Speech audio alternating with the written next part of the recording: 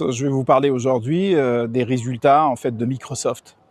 Ce que l'on a constaté en fait, c'est un décrochage très rapide dans la bourse des performances de Microsoft qui, à première vue, ne sont pas compréhensibles.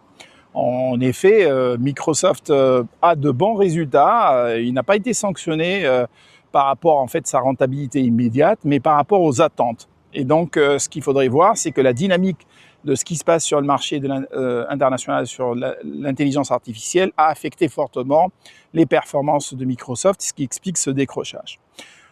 Si on regarde en fait ces résultats attendus pour le deuxième trimestre, l'entreprise réalise 81,3 milliards de dollars, donc un chiffre d'affaires en croissance de 17%, un résultat net de 38,3 milliards de dollars, et donc en même temps, on a son système Azure qui a progressé de 39%.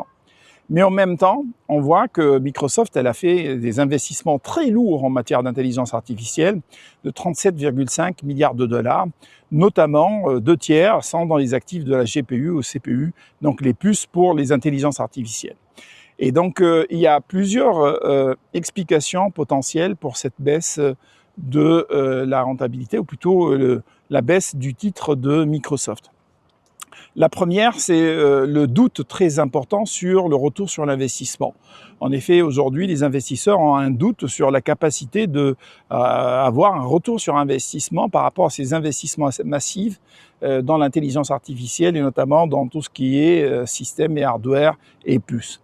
Donc le CAPEX est en train d'exploser, les investissements, et on a de moins en moins de moyens pour pouvoir dans tout ce qui est opérationnel. Et ça fait avoir justement un warning pour les investisseurs de ce point de vue-là.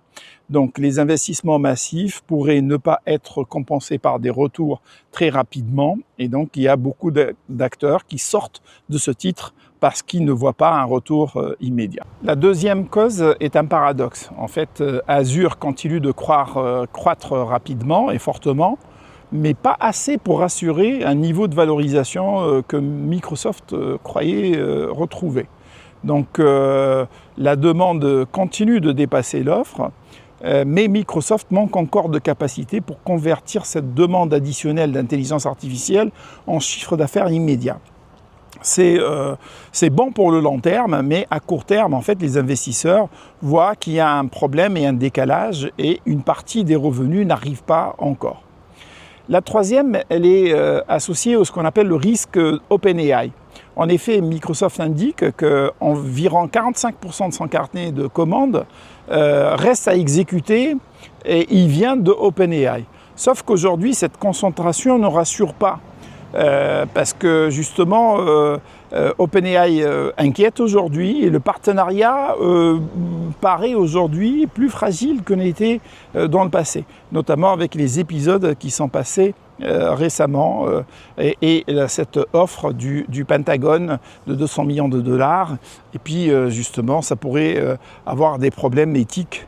Donc Microsoft envisagerait peut-être même des actions en justice contre OpenAI et Amazon autour de certains accords. Donc ce partenariat stratégique paraît fragile aujourd'hui, il ne rassure pas les investisseurs qui sortent de ce titre. La quatrième cause, c'est la pression concurrentielle et sectorielle.